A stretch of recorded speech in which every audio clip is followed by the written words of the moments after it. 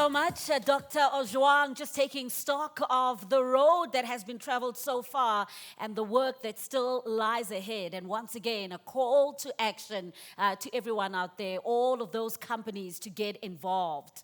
It's time now for our first panel discussion under the heading, The Importance of Sustainability for Business and Incorporating Effective Measurement. Let's get into this discussion. Please welcome on stage our panelists, Head of Sustainability at Alexforbes, Swan. Round of applause.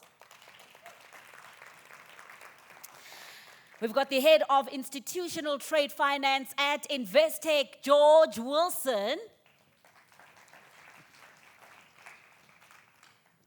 And Director at Envision Advisory Services, Kurt Roelandt.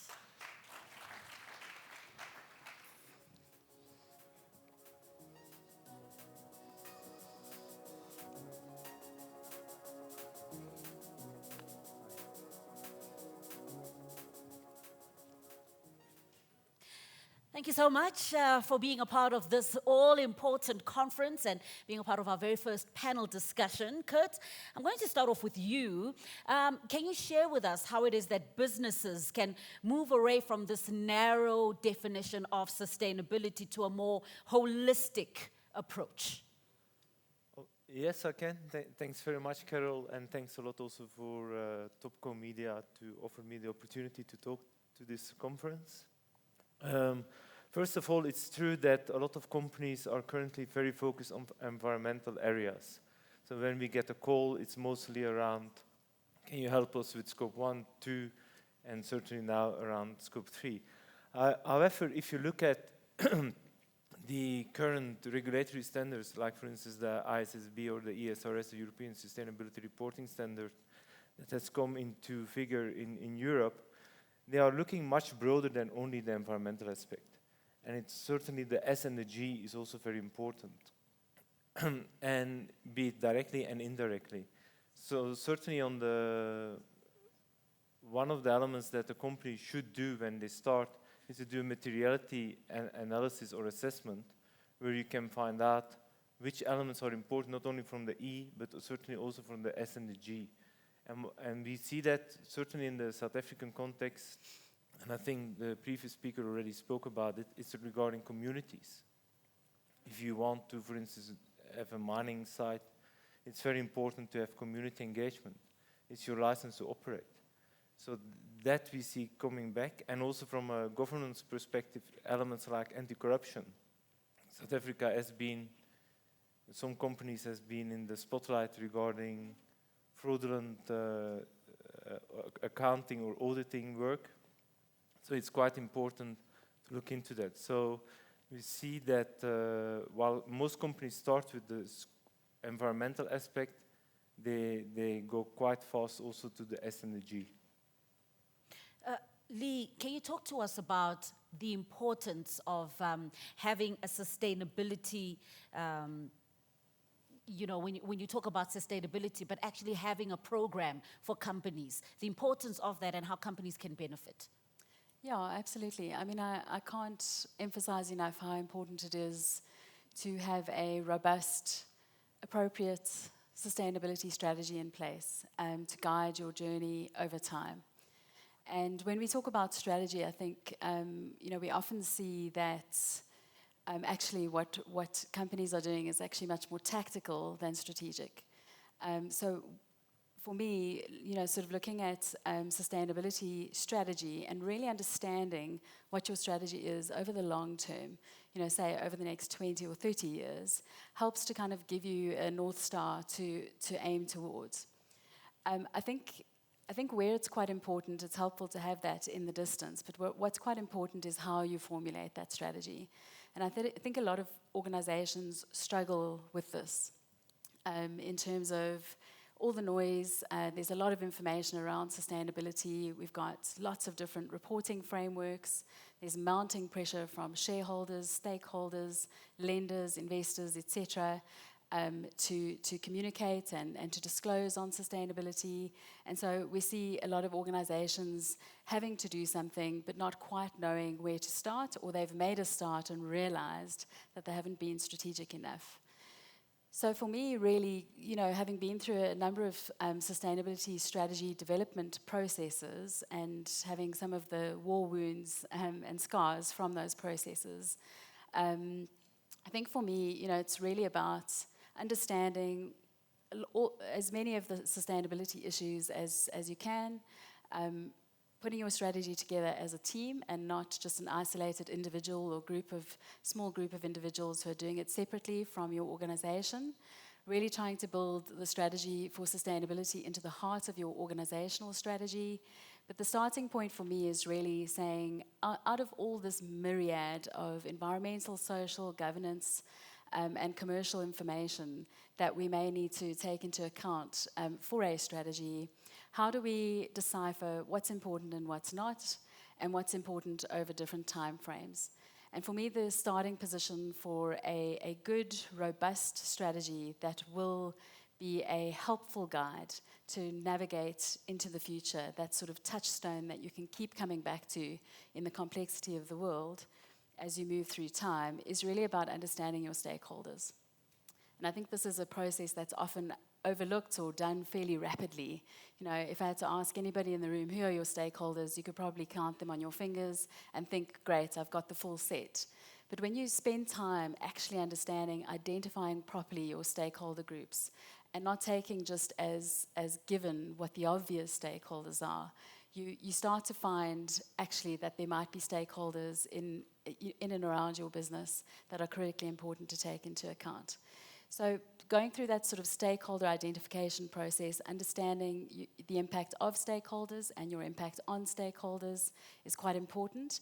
And through that process, you're able to sort of overlay the sort of lens of your stakeholder needs onto the sort of very busy world of environmental, social, governance, and commercial realities, and then identify what are the critically, materially important issues that you need to base your sustainability strategy on. George, can you talk to us about the road traveled? Where have we come from? And also what the future holds for sustainable trade finance in Africa? Yeah, I mean, very much along some of the themes that have come out, from my fellow panelists, as well as the Global Compact, the UN Global Compact discussion before. Unfortunately, trade finance is very, very different from the typical ESG capital markets kind of global investor requirements and priorities. So particularly trade finance in Africa and developing economies in Africa, there is literally worlds apart in terms of what is achievable from a measurement perspective in particular, but also going back to the very heart of the Sustainable Development Goals, right? So, trade finance on the continent is the very fabric of the real economy on the continent. And unfortunately, largely due to global regulation that's been imposed by the West, there has developed this very substantial trade gap. And that trade gap is made up mostly from SMEs. It's very clear that's the vast majority of the trade gap. Those SMEs, are considerably populated by women-owned businesses, and they also employ up to 85% of the population of the workforce on the continent. And those SMEs, employ people. Those people become consumers, they become producers, and they become taxpayers. And it literally becomes a self-sustaining, sustainable development on the continent. Now, the preponderance has been for particularly Western policymakers, to have as you mentioned earlier, a focus, a much greater focus on the E in ESG. I prefer not to talk about ESG, I prefer to talk about sustainability because I think what we're trying to do in trade finance and sustainable trade finance on the continent is really drive towards sustainability and the sustainable development goals. It's perfectly understandable why there is this focus and obsession with the climate side of sustainability or ESG and the environment focus. If that's coming from policymakers in the West, those policymakers, their proximal disaster and existential threat is climate, right? Unfortunately, in Africa, that is not the case. SDG 1, SDG 2, no hunger, no poverty, decent work, SDG 8, all of those, alongside SDG 13 are real existential threats on the continent right now, particularly, crucially, to those African SMEs. So the journey has been one where there has been a lot of regulation, basically, coming out of the West to try and impose really ESG regulation principles associated with debt and equity, particularly from international investors who are very concerned about accusation of greenwashing. And there was an attempt to try and impose that regulation on trade finance on the continent because it's short-term debt, so everyone thought. And we've been quite active, particularly in the International Trade and Forfeiting Association, the Africa Regional Council, in order to publicize the idea that that's not actually appropriate. And this has all been done without any African voices at the table. So where we've come from is that kind of Western imposition of really debt principles and ESG principles, and where we're headed to, I hope, is one that embraces the reality of trade finance on the continent, particularly for those, and includes those SME trade financiers on the continent. And hopefully we can get to a more SDG focused rather than ESG regulation for sustainable trade on the continent. Yeah. Kurt, can you talk to us about some of the trends that are shaping sustainability? We see certainly an increasing regulatory framework established. And a lot of that regulations comes, as George says, from the West, from the UK and from Europe, and also, and in less extent, from the US. I mean, we have the ISSB, the International Sustainability Standards Board, that came out with IFRS 1 and 2. We have the European community that wants to be net zero by 2050 and is putting a lot of legislation in place, which also has an impact on, for instance, African companies. If you want to deal with an export to Europe, you will have to adhere to their standards.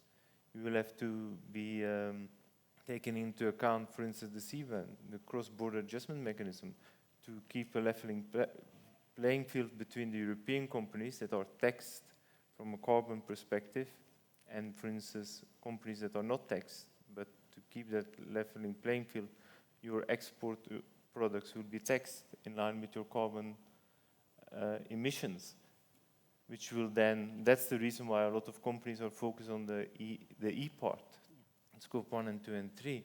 So that's one thing that we currently see. So that's more from the standards perspective. However, what we also see, and maybe slightly in contradiction to what George is saying, is that also the standards are also not only looking at the E. They are looking more and more, and that's the good part, maybe they have taken note of your criticism or your advice.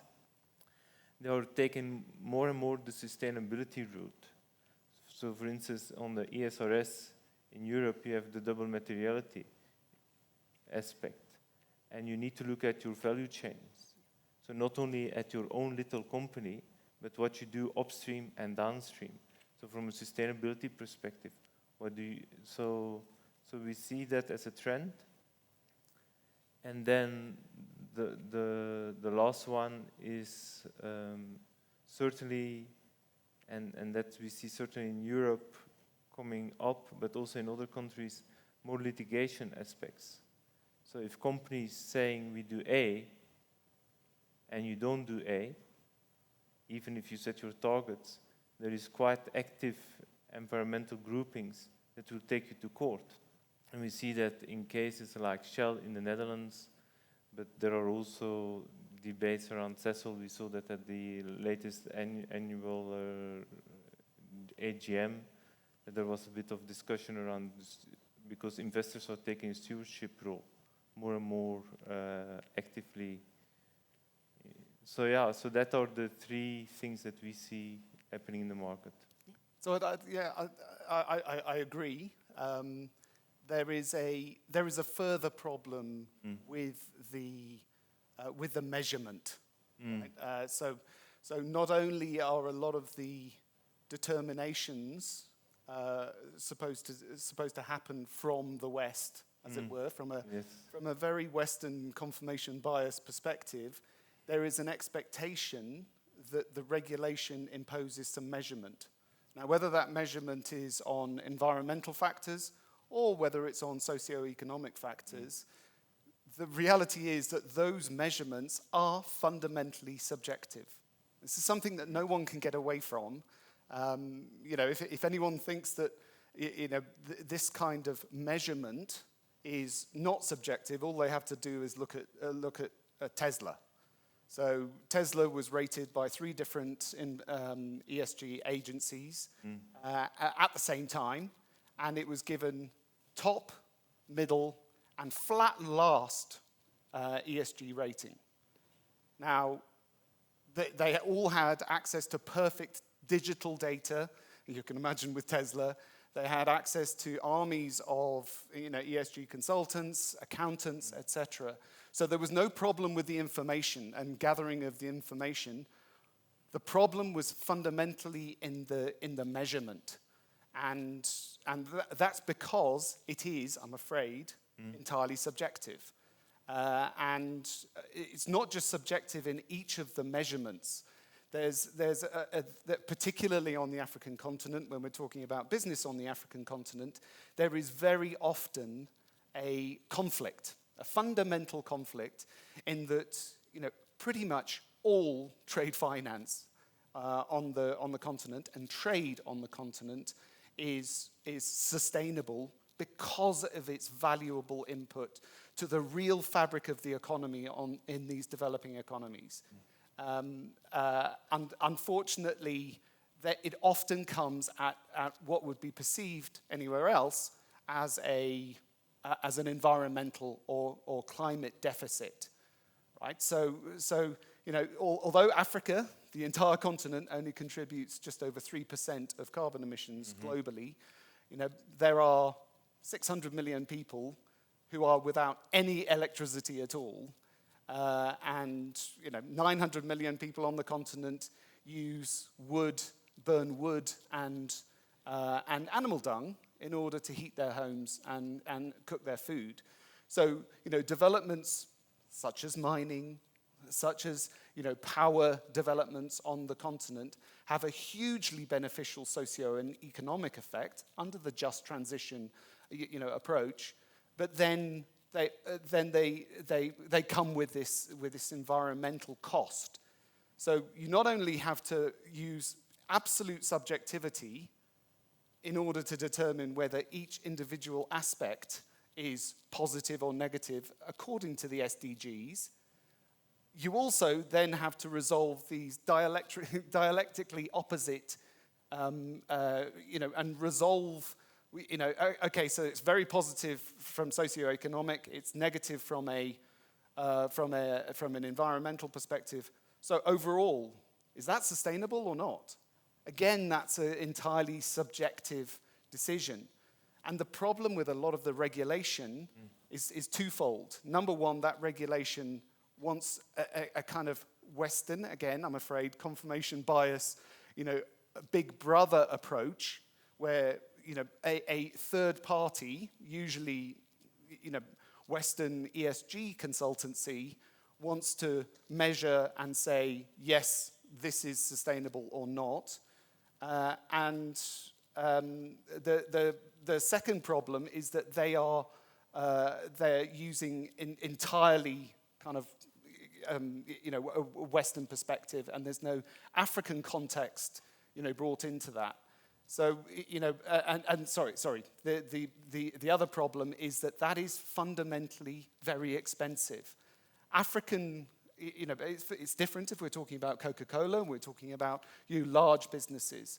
But this has to be scalable across all of the businesses on the continent, and small SMEs, micro businesses, they cannot afford any more. They're not profitable as it is, and they cannot afford any more regulation where they have to pay for monitoring, reporting, and verification. And that just is just another inflationary barrier, and it should be the other way around, right? There's this fundamental paradox where this ESG or sustainable regulation, is actually harming the very things that are sustainable and development on the continent. Mm-hmm. Lee, you spoke about the importance of having this robust sustainability strategy, right? Not having that, how can it hinder your business and how can it affect its investment potential? It can be absolutely substantial. I think particularly as we start to see maturity on the topic, most organizations have already taken a position on sustainability in some form or another, talking about larger organizations or organizations that have been required or pressurized to do so from stakeholders. But what we see over time is if there's not a good strategy in place, and the organization really backs that strategy, understands where it came from and why the choices were made, because there are dilemmas, there are trade-offs that have to be made, and those are hard decisions to make along the way. You can't be all things to all people, but what you're looking for is balance. When I sort of think about the dilemmas and the balance that we're looking for, I almost have in my mind, if you can imagine, you're in a restaurant, there's an amazing sort of waitress with 3 plates balancing on their arms. And they're trying to get from destination A to destination B, but all 3 plates are really important. They're having to continuously adjust in order to keep those 3 plates, up in the air without dropping one. And I think that's what sustainability is trying to achieve, or sustainable development. It's development, but no longer at any cost, doing it in a sustainable way from an environmental and social perspective, not forgetting the positive social and environmental benefits that a healthy economy, that healthy commercial sectors have got. But for me, when I sort of look at how investors are able to assess this, we do have the element of subjectivity with ratings agencies and other, not just ratings agencies, but other organizations that measure and monitor. When you've got a sustainability strategy that you understand the trade-offs that you've made, you understand the foundation that it's built on, and you're able to communicate that to stakeholders clearly, that then ideally is going to help stakeholders to cut through the noise, and not be reliant on the sort of tilting and the different methodologies that different ratings agencies have got.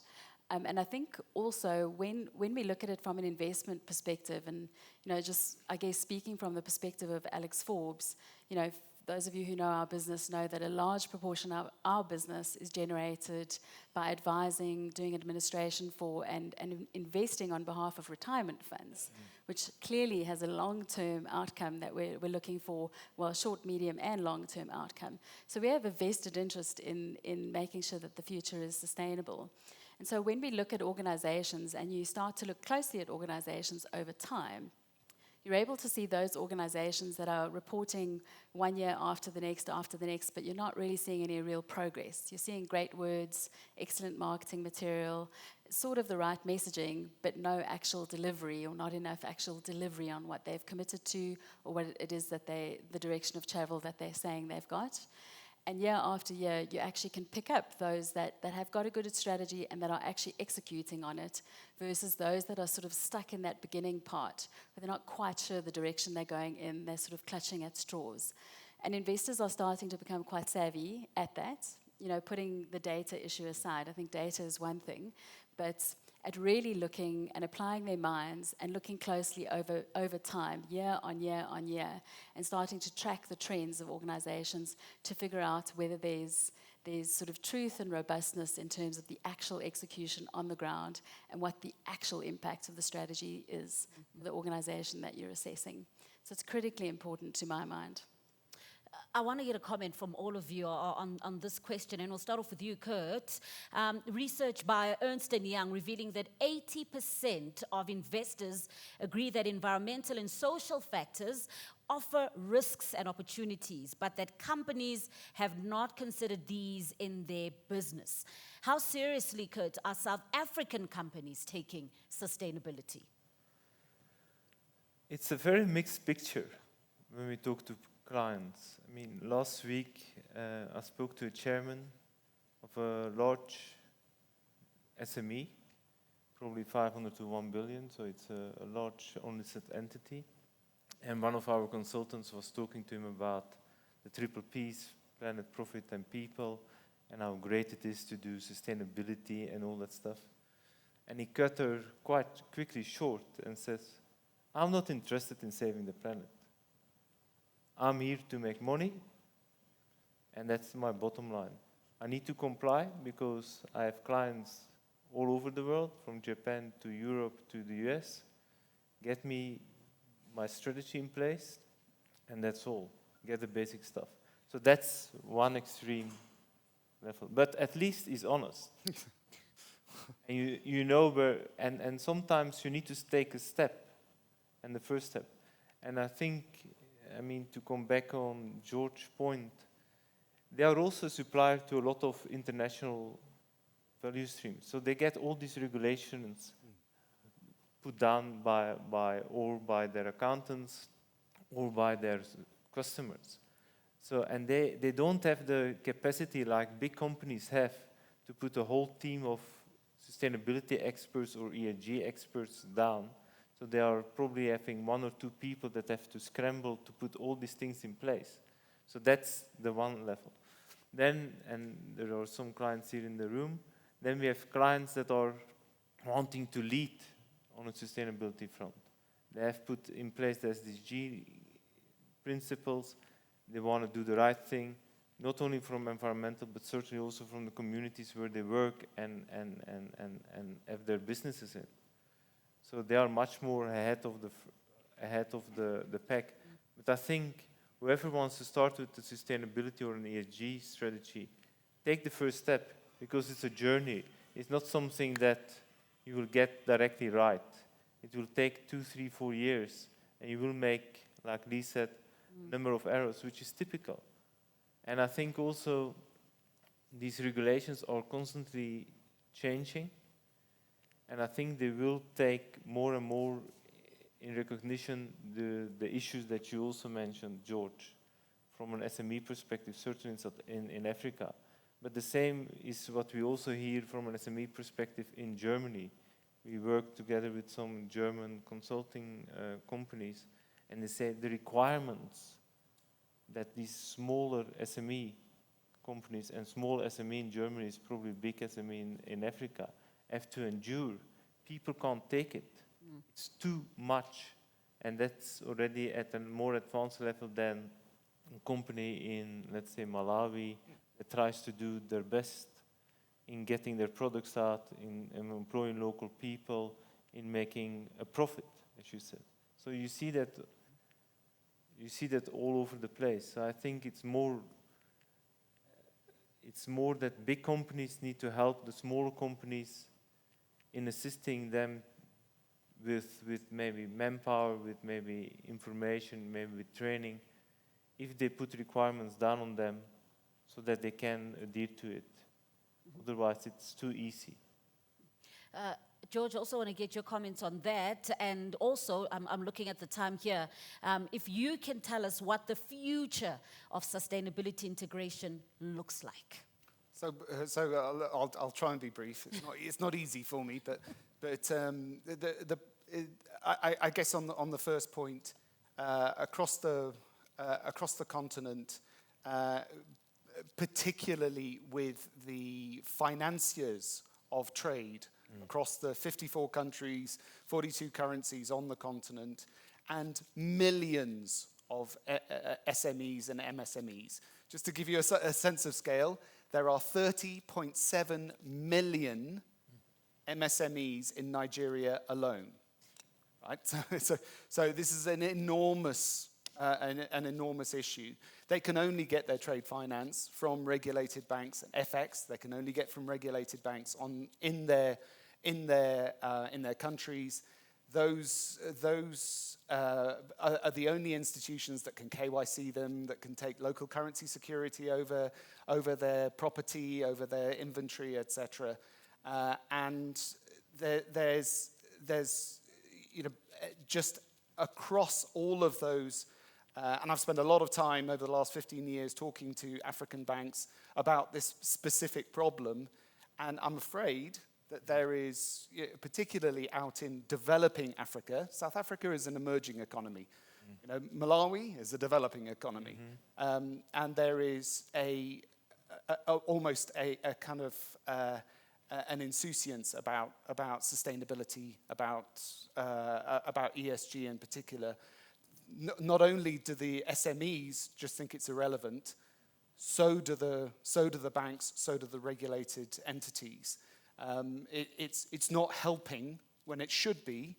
It's actively, making the trade gap worse because it's effectively just more regulation. Sorry, that was the first point, and then yours.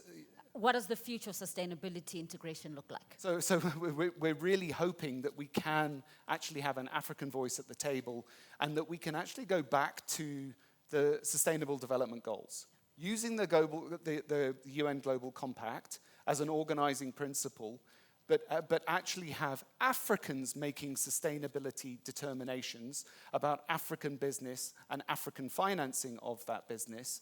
And there is some light at the end of the tunnel. We hope that is the future. Mm-hmm. For you, Lee? The future. Yeah, I guess I tend to agree. I think a lot of our sort of future lies in the hands, not necessarily of the big companies, the big listed companies, etc. I think there's a high degree of maturity that's emerging, in that sector. But I think in a country like ours, actually, it's the sort of unlisted sector, the medium, micro, small enterprises that are critically important. And I think to the point of understanding what's materially important as part of your strategy, it doesn't make sense to have, a small business or micro business, worrying about certain critical issues that may impact on us when they can't even put bread on the table. So I think, understanding what the outcome of the business is, what the intent of it is, which is clearly to drive an economic intent to deal with inequality, poverty, etc. in South Africa, I think that's okay. It's about figuring out what you can do, what's most important to your organization, and prioritizing that. All right. Thank you so much to Kurt, to George, and to Lee. A round of applause, ladies and gentlemen. Thank you to panelists.